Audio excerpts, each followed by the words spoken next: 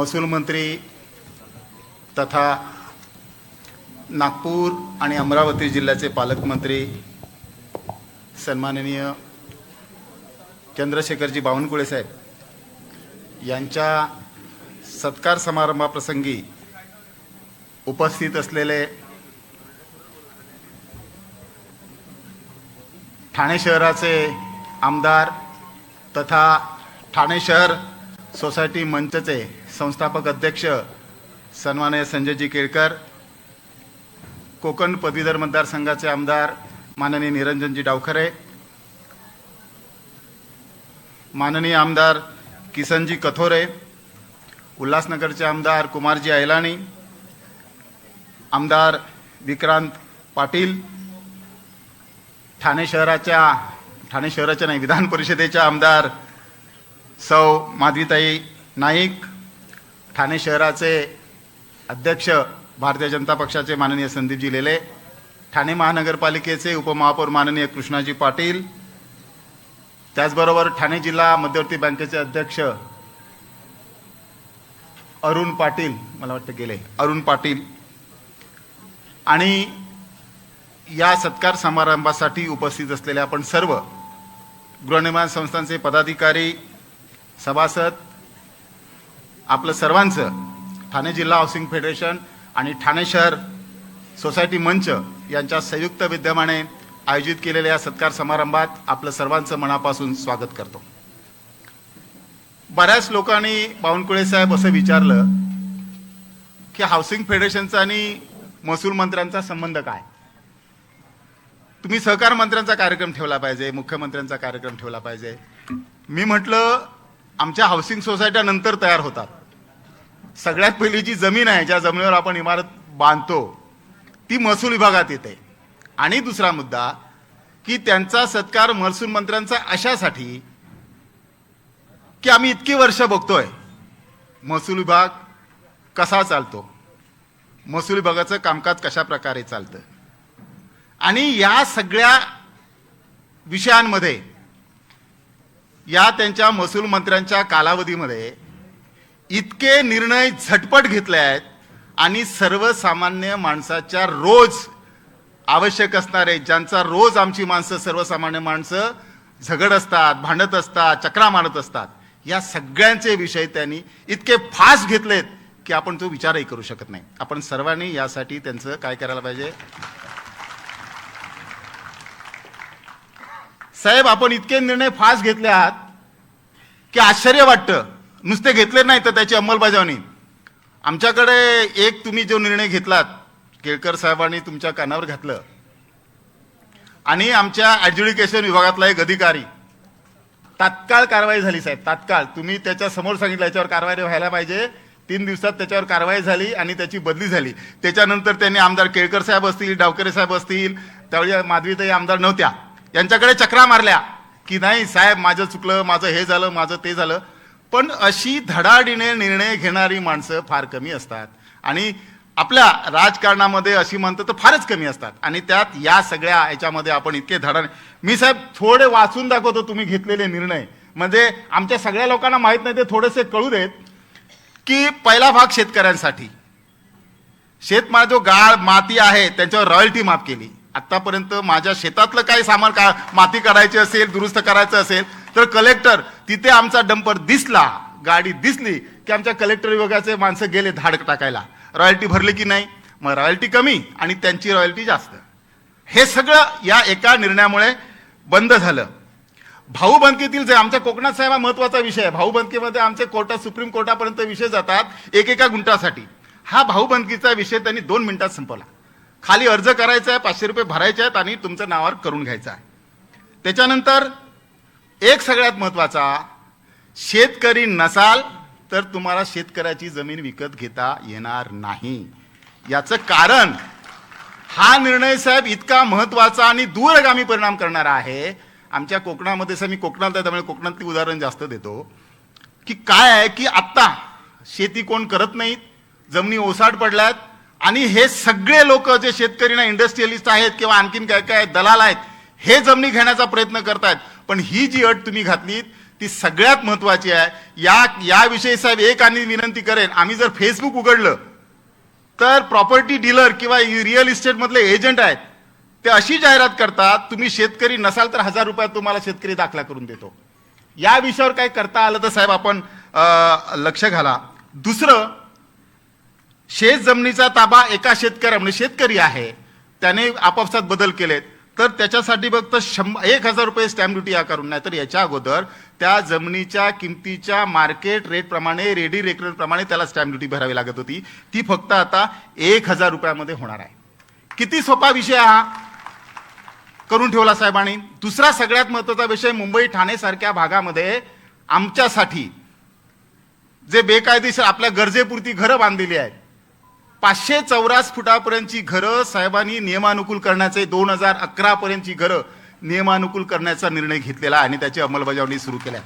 आमच्या ठाण्यामध्ये साहेब या गोष्टीचा मोठ्या प्रमाणात फायदा होणार आहे. केळकर साहेब याविषयी एक विनंती आपल्याला करणार आहे, ते त्यांच्या भाषणामध्ये करतील. पण ठाणा मुंबईतल्या आमचा मराठी वर्ग आहे, गरीब आहे, मध्यम वर्ग आहे, त्याने आपल्या गरजेनुसार जी घरं बांधलेली आहेत ती 2011 पर्यंतची नियमानुकूल 500 चौरस फुटापर्यंत कुठलाही पैसा नाही, 1500 फुटापर्यंत संरक्षण दिलेलं आहे. पुढच्या ना काही थोडे बहुत स्टॅम्प ड्युटी आपल्याला भरावी लागणार आहे. राजमाता जिजाऊ महिला सक्षमीकरण योजना, महिला बचत गटांसाठी हा कितीतरी मोठा विषय आहे. याच्यातून महिला बचत गट सक्षम होणार आहेत, त्यांचा आर्थिक स्तोत्र सुरू होणार आहे आणि त्यांना आमच्या शहरामध्ये या गोष्टीचं नाही पण ग्रामीण भागामध्ये साहेब याचा फार मोठा 2.5 एकर पर्यंत जागा तुम्ही त्यांना 1 रुपया भाड्याने देणार आहात. या बचत गटाच्या माध्यमातून याच्या पुढे या विषयामुळे जागा मिळत नाही. बचत गटांना भरपूर काही करावंसं वाटतं, काय करायची त्यांची मानसिकता आहे, पण प्रश्न येतो जागेचा आणि ही जागा त्यांनी 1 रुपया भाड्याने साहेब उपलब्ध करून दिला आहे. ही आमच्या सगळ्या ग्रामीण भागातल्या अर्थव्यवस्थेला कदाचित कलाटणी देणारा विषय असेल असं मला वाटतं. त्याच्यानंतर सगळ्यात महत्वाचे प्रशासकीय कामामध्ये सुधारणा. 12 वर्ष हा बदल जो झालाय ना तो गेली 12 वर्षानंतर पहिल्यांदा झालाय. काय झालाय, जिल्हाधिकाऱ्यांकडे 29, अतिरिक्त जिल्ह्यांकडे 27, निवासी जिल्हाधिकाऱ्यांकडे 21 आणि महसूल उपजिल्हा 15 विषयांचे म्हणजे विषय वाटून दिलेत. आता काय होतं, कलेक्टर साहेबांना सगळेच विषय, आमचा तक्रार असली काय असती साहेब कलेक्टर साहेबांकडे पर्यंत जातो, निर्णय त्याचा होत नाही, वर्षानुवर्ष तो अर्ज मध्येच फिरत राहतो आणि याच्यामुळे या कामाचं वाटप झाल्यामुळे आम्हाला निर्णय लवकर मिळणार आहे. थोडक्यात बावनकुळे साहेबांचा भर प्रामुख्याने शेतकऱ्यांना सुलभता, पारदर्शकता आणि महिला सक्षमीकरण याद्वारे त्यांचं मत आहे आणि ते त्यांनी आपल्या धडाकेबाज निर्णयातून घेतलेलं आहे.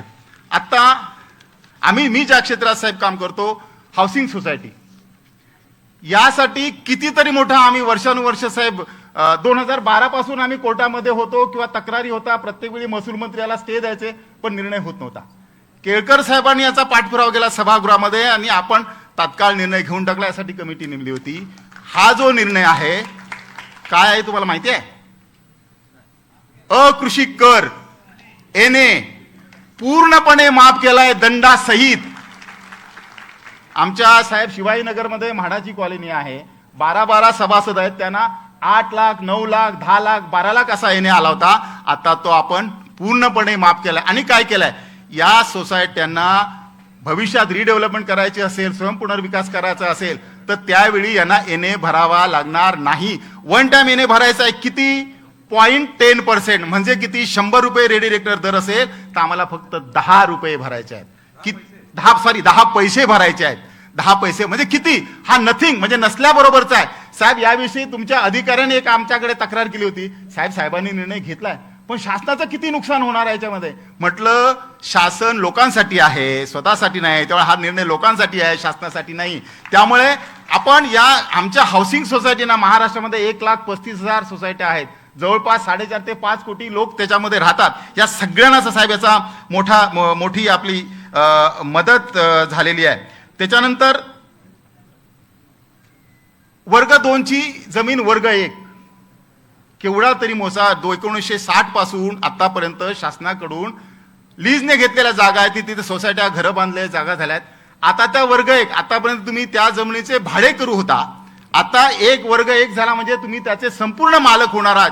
आणि हा निर्णय त्यांनी घेतलाय, मुदतवाढ दिली आहे आणि प्रीमियम फार कमी प्रियमध्ये 0.5 आणि कमर्शियल असेल तर 1.5 म्हणजे जवळपास नसल्या म्हणजे पैसे न भरण्या फरक या विषयीसाठी एक माझी विनंती असेल साहेब, याच्यासाठी प्रत्येक जिल्हा स्तरावर एखादा नोडल ऑफिसर नेमणूक केला तर ही कामं ताबडतोब होतील. नाही तर आमच्या सगळ्या जिल्हाधिकाऱ्यांकडे प्रपोजल दाखल केल्यानंतर 6-6 महिने वर्ष 2-2 वर्ष त्याचा निर्णय लागत नाही आणि आपली तोपर्यंत मुदत संपून जाते. यासाठी एखादा जिल्हा स्तरावर नोडल अधिकारी नेमला तर बरं होईल. दुसरं, शासकीय जमिनीवरील सोसायट्यांचा पुनर्विकास किंवा स्वयंपुनर्विकास हे जर करायचं असेल तर डीम करून तुमचं महिन्याभरामध्ये होतं आणि ह्याच्यामुळे लोकांना मोठ्या प्रमाणे मदत होणार आहे. आणखी एक महत्त्वाचा निर्णय जो हाऊसिंग सोसायट्याबद्दल आहे, व्हर्टिकल प्रॉपर्टी कार्ड. हा कोणाच्या स्वप्नात सुद्धा येऊ शकत नाही हा विषय, पण व्हर्टिकल प्रॉपर कार्ड ही संकल्पना बावनकुळे साहेबांनी मांडली आणि ती अस्तित्वात आणली. थोड्या दिवसात आता त्याचा SOP सुरू आहे. गेल्या आठवड्यामध्ये जमाबंदी आयुक्तांकडे याविषयी बैठक झाली बावनकुळे साहेब आणि त्यावेळी ह्याची SOPची प्रक्रिया सुरू आहे. पुढच्या काही दिवसामध्ये आपल्याला प्रत्येक फ्लॅटचं प्रॉपर्टी कार्ड आपल्याला मिळणार आहे. त्यामुळे या सगळ्या गोष्टींसाठी जो आम्ही त्यांचा सत्कार ठेवला आहे आणि याच्यापेक्षा कितीतरी निर्णय आहेत ते कदाचित माझ्या नजरेसमोर आले नसतील, मला मिळाले नसतील, मला समजले नसतील, असे कितीतरी निर्णय आहेत. पण हे प्रामुख्याने आमच्या शहरातल्या गृहनिर्माण संस्थांच्या संबंधातले हे विषय आहेत. बावनकुळे साहेब, एक 2-3 विषयांकडे आपलं लक्ष वेधू इच्छितो आहे. एक मत आहे माझं असं की डीम कॉर्नर्स ही फार चांगली योजना गृहनिर्माण संस्थांसाठी आहे जागा नावावर करण्यासंबंधी.